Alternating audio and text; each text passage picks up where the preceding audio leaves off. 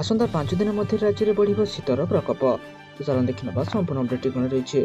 राज्य तापमात्रा कमिबार लगी आगक आहरी शीत बढ़िया संभावना रही। गत 2 दिन हम राज्य में पारद तलमुआ हो जाए जहाँफल विभिन्न स्थान में तापमात्रा 2 ରୁ 4 डिग्री कमी जाए। गत 2 दिन हम ट्विन सिटी में शीत अनुभूत हो। दारिंगबाड़ी में सर्वनिम्न तापमात्रा 12.5 डिग्री सेल्सियस रही बेले राउरकेला 12.7 डिग्री, झारसुगुड़ा 13.0 डिग्री और केन्दुझर में 14.5 डिग्री सेल्सियस तापमात्रा रेकर्ड करा। आंचलिक पाणीपाग विभाग पक्षर जारी कर सूचना अनुसार राज्य में आसंता 5 दिन मध्य तापमात्रा आहरी 2 ରୁ 3 डिग्री कमिबार संभावना रही जहाँफल शीतर प्रकोप बढ़ी पारे। चलो देखा परवर्ती अपडेट कौन रही।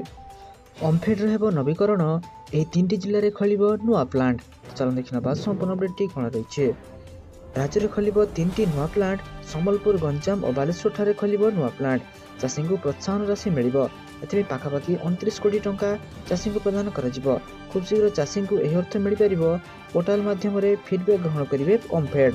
ग्रामांचल प्रत्येक पंचायत में क्षीरधारा मिशन माध्यम क्षीरधारा केन्द्र खोल। समस्त मंदिर में ओमफेड घी व्यवहार पर समस्त जिलापाल को चिठी कर। जगन्नाथ मंदिर में दिन को 4 टन घी आवश्यक रही। प्रतिदिन 8-10 टन घी उत्पादन होउछे। ओमफेड्र क्रेडिट व बकेया अर्थ को आदाय करने को विभाग योजना करिछे। 7 दिन मध्य बकेया अर्थ को पैठ करने को विभिन्न संस्था को नोटिस दि जाइछे। एपर्यंत पाखापाखि 82 लाख आदाय हो जाइछे। जो माने खिलाफ करेंगे से विरोध में आईनगत कार्यानुष्ठान ग्रहण कर सूचना रही। तो चलो देखिए परवर्ती अपडेट कौन रही। खरीफ धान संग्रह प्रस्तुति नहीं आसला बड़ अपडेट। तो चलो देखा संपूर्ण अपडेट कौन रही। धान संग्रह प्रक्रिया को त्वरान्वित कर समस्त प्रकार अनियमितता दलाली कटनी छटनी को बंद कर चाषी को सेमानकर फसलर उचित मूल्य प्रदान उपरे उपमुख्यमंत्री श्री सिंहदेव गुरुत्व देइछन्ति। एही मास 20 और 22 तारिख बरगढ़ और संबलपुर धान संग्रह आरंभ होउछे। प्रथम थर पर धानर सर्वनिम्न सहायक मूल्य उपरे 800 टंका अधिक दि जाउछे। एहार बंटन मान्यवर मुख्यमंत्री द्वारा आसंता 8 तारिख में बरगढ़ जिलार सोहेला ठारू आरंभ करा। डिसेम्बर मास 7 तारिख सुधा मंडी में धान देथिबा समस्त चाषी एकाथर के क्विंटाल पिछा 800 टंका पाई परिबे। धानर मान परीक्षण पर ऑटोमेटिक ट्रेंड ग्रेन एनालाइजर व्यवहार करा। 4000 मेट्रिक टन रु अधिक धान संग्रह क्षमता थिबा 200टी बृहत मंडी में ये ऑटोमेटिक ग्रेन एनालाइजर मेसीन लगा निमंते प्रदान हो सारी। आर्द्रता परीक्षण मेसीन व्यवस्था कर। प्रत्येक जिले में चाषी सुविधा कंट्रोल रूम व्यवस्था कर। संपूर्ण प्रक्रिया को स्वच्छ भाव कर मंडी में नोडाल ऑफिसर सुपरवाइजर नियुक्ति कर। चलो देखिए परवर्ती अपडेट कौन रही।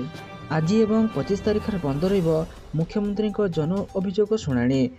आज एवं 25 तारिख 2 दिन मुख्यमंत्री जन अभियोग शुणाणी बंद रहिबो। ए 2 दिन में मुख्यमंत्री मोहन चरण माझी अभियोग शुणाणी करिवे नाही। एने राज्य सरकार साधारण प्रशासन और साधारण अभियोग विभाग पक्षर सूचना जारी कर जाइछे। तेज मुख्यमंत्री जन अभियोग शुणाणी परवर्ती तारीख बाबद आगक सूचित कर सूचना रही। सूचनायोग्य जे बात्या दाना गत मास 28 तारिख में मुख्यमंत्री अभियोग शुणाणी बंद रखा जाइतिला। तापर नवेम्बर 4 और 11 तारिख में शुणाणी बंद होइतिला। दीर्घ वर्ष मुख्यमंत्री अभियोग शुणाणी बंद रही बेले राज्य में बीजेपी सरकार क्षमता को आसिया पर मुख्यमंत्री श्री मोहन माझी यूनिट 5 स्थित सरकारी बासभवन में नियमित भाव अभियोग शुणाणी करुछन्ति।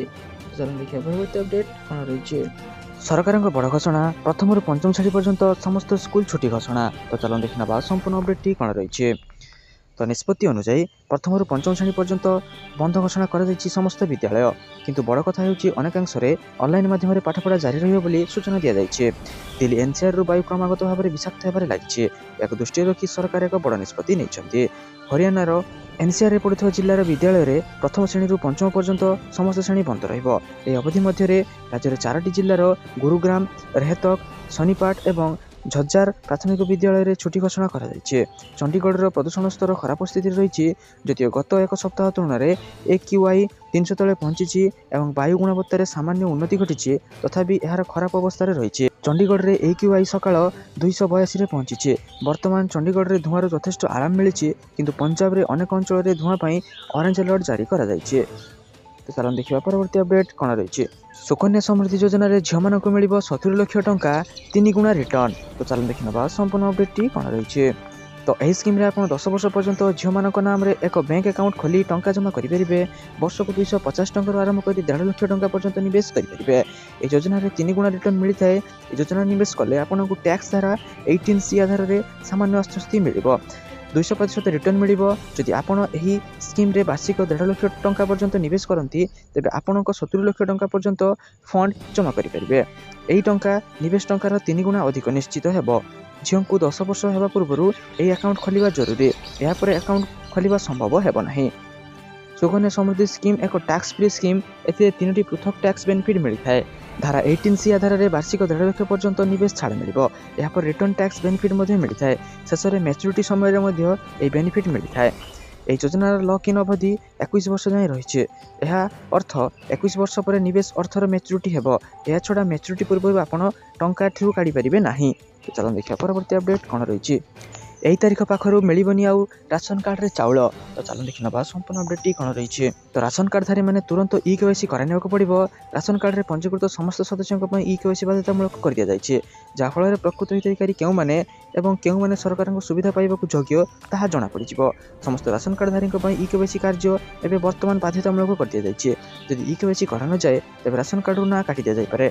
जहाँफल अयोग्य हिताधिकारी भूत राशन कार्डधारी और धनिक श्रेणी लोके राशन कार्ड होते ताहा काटी दिया। जो मैंने ई-केवाईसी करनथिबे सामानक राशन कार्ड आसंता डिसेम्बर 1 तारिख काटी दिया नहीं जातीय गणमाध्यम रिपोर्ट रे प्रकाश पाई। पूर्व नवेम्बर 1 राशन कार्ड काटी जावा नहीं सरकार एडभाइजरी जारी करते किंतु एबे ताहाको डिसेम्बर 1 तारिख को वृद्धि कर केंद्र सरकार। नवेम्बर 30 मध्य जो मैंने राशन कार्ड ई-केवाईसी करेंगे से राशन मिलवा जारी रहिबो। आउ जो मैंने करनथिबे से कार्ड काटिदेवे सरकार। तो एपर्यंत जो मैंने राशन कार्ड रे ई-केवाईसी करना से निकटस्थ डीलर पाखक जाई तुरंत एक ई-केवाईसी करनियंतु नचेत आपण मैंने राशन कार्ड रे राशन पाइबा बंद हो जाई पारे। तो चलो देखिबा परवर्ती अपडेट कौन रही। सुभद्रा योजना आसला बड़ खबर। तो चलो देखि नबा संपूर्ण अपडेट कौन रही। जो मानक बैंक खाता रे आधार संजोग होना खाता सचल ना से तालिका बर्तमान पोर्टाल उपलब्ध रही। घर को घर जाई अंगनवाड़ी कर्मी और संपृक्त अधिकारी माने बैंकिंग आवश्यकता और आधार समस्या समाधान पर चेष्टा जारी रखिंट। यही स्थिति रे किछि अंगनवाड़ी कर्मी समस्त हिताधिकारी घर को घर जोगाजोग कर आलोचना होउछि। डीबीटी व्यवस्था को नहीं किछि हिताधिकारी द्वंद्व रही। अधिक हिताधिकारी Airtel payment bank post payment bank इत्यादि बैंक सह आधार लिंक रही एवं सेमाने एसबीआई पर राष्ट्रीयकृत बैंक मानकरे टंका पाई भिड़ जमाइबारे लागिछन्ते। वर्तमान आसंता 24 तारिख में सरकार प्रथम पर्यायर तृतीय किस्ती प्रदान करने को जाउथिबा बेले महिला माने पुणी थरे आधार केन्द्र और बैंक मानकरे भिड़ जमाइबारे लागिछन्ते। अन्यपटे सरकार गोटे नंबर को गोटे बैंक खाता सह जोड़िबा केवाईसी अपडेट करने पर गुरुत्व देउछन्ति। अन्यपटे किछि महिला गोटे फोन नंबर को 2-3टी बैंक सह संजोग करथिबा जोगु मध्य समस्या उपजुथिबार देखा जाउछि। तो चलो देखिए परवर्ती अपडेट कौन रही। आसला खुशी खबर आईटीबीपी रे चली आवेदन। तो चलो देखि नबा संपूर्ण अपडेट कौन रही।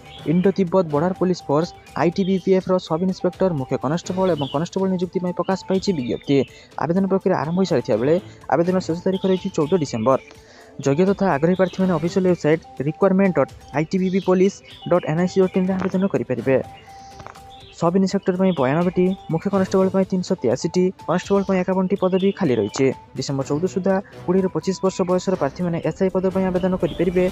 मुख्य कनेस्टेबल 18 ରୁ 24 कनेस्टेबल पद पर 18 ରୁ 23 वर्ष होता आवेदन करेंगे। आवेदन प्रार्थी को स्वीकृत विश्वविद्यालय किंवा प्रतिष्ठान 10ମ द्वादश स्नातकोत्तर डिग्री हासिल करथिबा आवश्यक। दरमा विषय में आपण मैंने ऑफिशियल वेबसाइट को विजिट कर देखिपारे। आवेदन शुल्क विषय जाना एसआई 200 टंका और कनेस्टेबल और मुख्य कनेस्टेबल पदवी 100 टंका रखा। महिला एक्स सर्विसमैन एससी और एसटी वर्गर प्रार्थी देयमुक्त रही। अधिक जानापी आपने ऑफिशियल वेबसाइट itbppolice.nic.in को जाई संपूर्ण अपडेट जानीपारे और यहाँ आवेदन करेंगे। तो सारा दिन यहपरी बछा बछा और गुरुत्वपूर्ण खबर जानापी आम चैनल को सब्सक्राइब कर रखुँ और आम वीडियो गोटे लाइक कर दिंतु। धन्यवाद।